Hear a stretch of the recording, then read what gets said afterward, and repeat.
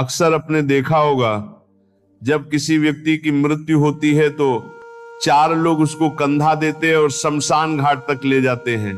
उनके साथ क्या होता है ये किसी को नहीं पता। आज इस रहस्य से पर्दा उठने वाला है। सुनकर हैरान हो जाओगे कि उनको इसका क्या परिणाम भोगना पड़ता है। इसीलिए इस कथा को ध्यान से सुनना। द्वारका के शांत प्रांगण में समुद्र की लहरों पर चंद्रमा की धवल छाया झिलमिला रही थी और प्रभु श्री कृष्ण कमलासन समान शांत बैठे थे कि तभी आकाश में एक मधुर कंपन हुआ, विशाल पंखों की गूंज फैली और गरुड़ प्रभु के चरणों में प्रणाम करते हुए बोले, प्रभु मेरे मन में एक जिज्ञासा है, एक रहस्य है जो मृत्यु, आत्मा और अंतिम यात्रा से जुड़ा है, कृपा कर इसे स्पष्ट कर दीजिए। कृष्ण मुस्कुराए, उनकी आंखों में अनंत करुणा चमकी और वे बोले, गरुड़ तुम्हारी हर जिज्ञासा धर्म का द्वार खोलती है, पूछो तुम्हें क्या जानना है। गरुड़ ने विनम्र स्वर में कहा, प्रभु जब मनुष्य देह छोड़ते हैं, जब उनकी अर्थी उठती है, जब लोग कंधा देते हैं, तब मैंने कई बार अनुभव किया है कि आत्मा उन कंधा देने वालों को देखती है, जैसे किसी अदृश्य दृष्टि से उन्हें परखती है। प्रभु ये क्यों होता है? क्या यह केवल परंपरा है या इसके पीछे कोई गहरा दिव्य रहस्य छिपा हुआ है? श्री कृष्ण ने श्वास जैसे ब्रह्मांड को छूती हुई ली और बोले, गरुड़ मृत्यु वह द्वार है जहां से आत्मा संसार से विदा लेकर एक नया मार्ग पकड़ती है, और जब अर्थी उठती है तो केवल एक शरीर नहीं उठता बल्कि एक पूरा जीवन, उसके कर्म, उसकी स्मृतियां, उसके अधूरे भाव, उसके पाप और पुण्य उठते हैं और वही आत्मा कुछ समय तक अपने शरीर के समीप मंडराती है, देखती है कि उसकी अंतिम यात्रा में कौन आया, कौन नहीं आया, कौन श्रद्धा से खड़ा है और कौन केवल दिखावे से। इसलिए आत्मा उन कंधा देने वालों को देखती है, परखती है। गरुड़ ने पूछा, प्रभु क्या अर्थी उठाना केवल रिवाज नहीं है? कृष्ण बोले, नहीं गरुड़, कंधा देना एक ऊर्जा का आदान प्रदान है। यह देह से बढ़कर आत्मा और जीवित मनुष्यों के बीच एक अदृश्य अनुबंध है। जो व्यक्ति पवित्र मन से कंधा देता है वह अपनी ओर से करुणा और सम्मान का प्रकाश आत्मा तक पहुंचाता है और वही प्रकाश आत्मा के लिए मार्ग बन जाता है। यही गरुड़ पुराण कहता है कि जिसने निस्वार्थ भाव से कंधा दिया उसने 100 यज्ञों के समान पुण्य पाया। गरुड़ ने विस्मित होकर पूछा, प्रभु पर आत्मा वहीं क्यों रहती है? कृष्ण ने कहा, क्योंकि आत्मा तुरंत समझ नहीं पाती कि उसने देह त्याग दिए, वो भ्रम में रहती है, उसे दिशा चाहिए और वही दिशा उसे अर्थी देती है। 4 कंधे उसका मार्ग बनते हैं। इसलिए कंधा केवल भार उठाना नहीं बल्कि आत्मा के लिए 4 दीपक जलाना है। कुछ क्षण मौन रहा, फिर गरुड़ ने पूछा, प्रभु क्या होता है जब किसी मृतक को 4 कंधे नहीं मिलते? कृष्ण की आंखों में गंभीरता उतर आई और वे बोले, गरुड़ सुनो, एक कथा है जो केवल कथा नहीं सत्य है, जो पृथ्वी के एक युग में घटा था। कृष्ण ने कहा, बहुत समय पहले पाटलिपुत्र में धनीराम नाम का एक व्यक्ति रहता था। धन का पुजारी, धर्म से विमुख, जिसने ब्राह्मणों को अपमानित किया, गरीबों को तिरस्कृत किया, अपने माता पिता के श्राद्ध तक नहीं किए। उसका धर्म, दया, करुणा से कोई संबंध नहीं था, पर उसकी पत्नी रूपवती अत्यंत धर्मपरायण, विनम्र, दानशील और पुण्यात्मा थी।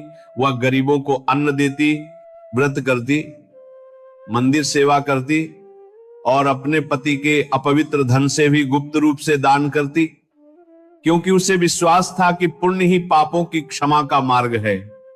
एक दिन महामारी फैली, नगर में मृत्यु का भय छाया, पर धनीराम ने सहायता नहीं की। उसने अपना भंडार छिपा लिया और रोगियों को द्वार से भगाया, पर बीमारी उसी पर गिरी। मृत्यु के समय उसने अंधकार में छायाएं देखी, पर सहायता को कोई नहीं आया, क्योंकि मृत्यु के क्षण में मनुष्य के साथ केवल उसके कर्म चलते हैं। गरुड़ गहरी सांस लेकर बोले, प्रभु उसके मरने पर क्या हुआ? कृष्ण बोले, यही रहस्य की शुरुआत है। जब धनीराम की मृत्यु हुई तब नगर ने उसकी अर्थी को कंधा देने से इनकार कर दिया। लोग बोले, ये वही है जिसने कभी किसी का अंतिम संस्कार नहीं कराया, ब्राह्मणों का सम्मान नहीं किया, दान नहीं दिया, तब उसकी आत्मा कौन उठाए? रूपवती ने विनती की, पर केवल 3 कंधे मिले, चौथा कंधा कोई देने को तैयार नहीं था। तब अर्थी वहीं रुक गई, हवा कांपने लगी और रूपवती ने देखा कि उसके पति की आत्मा अर्थी के पास ही व्याकुलता से भटक रही थी। काले धुएं में घिरी हुई, भय से कंपित आत्मा देह के बिना भी उसी देह से बंधी थी। गरुड़ ने पूछा, प्रभु क्या आत्मा देह के पास रहती है? कृष्ण बोले, हाँ गरुड़, जब तक अर्थी पूरी विधि से नहीं चलती आत्मा आगे नहीं बढ़ती। और गरुड़ पुराण स्पष्ट कहता है, यदा चतुर्थम स्कंधम प्रेतस न लभ्यते तदा आत्मा न स्वर्गम न यमलोकम न पुनर्जन्म लभते।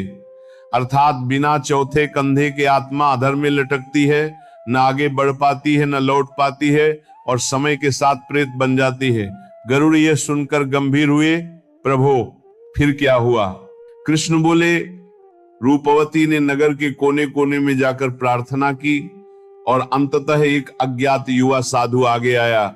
उसने कहा, मेरा धर्म दया है, मैं चौथा कंधा दूंगा। निस्वार्थ भाव से दिया गया कंधा आत्मा के पापों को मुक्त कर देता है और साधु का मन निष्काम था, इसलिए वह पाप का भागी नहीं बना। जैसे ही चौथा कंधा मिला, हवा शांत हुई, धुआं हट गया और सूर्य की किरणें अर्थी पर पड़ी और रूपवती ने देखा कि धनीराम की आत्मा धीरे धीरे ऊपर उठ रही है, मानो भार उतर रहा। वो गरुड़ ने पूछा, प्रभु क्या चौथा कंधा देने वाला मृतक के पापों में बंध जाता है? कृष्ण ने कहा, नहीं गरुड़, यह भावना पर निर्भर है।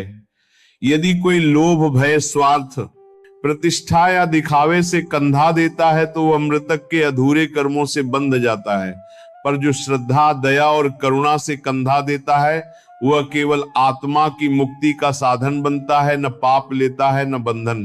कृष्ण आगे बोले, चौथा कंधा 4 पुरुषार्थों का प्रतिनिधित्व करता है, धर्म, अर्थ, काम और मोक्ष। और यदि इनमें से कोई अधूरा हो तो आत्मा का मार्ग अटक जाता है। इसलिए चौथा कंधा ईश्वर द्वारा दिया अंतिम अवसर है। जैसे दीपक अंधकार में राह दिखाता है, वैसे ही चौथा कंधा आत्मा को दिशा देता है। गरुड़ ने विनम्रता से पूछा, प्रभु क्या कभी आत्मा संकेत देती है कि वह मुक्त नहीं हुई?